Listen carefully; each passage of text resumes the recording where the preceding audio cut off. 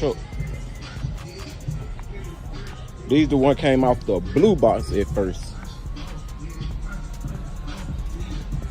She just dirty. Evelyn Pritchett. That been nice. One thing about Corey dad, he got a nice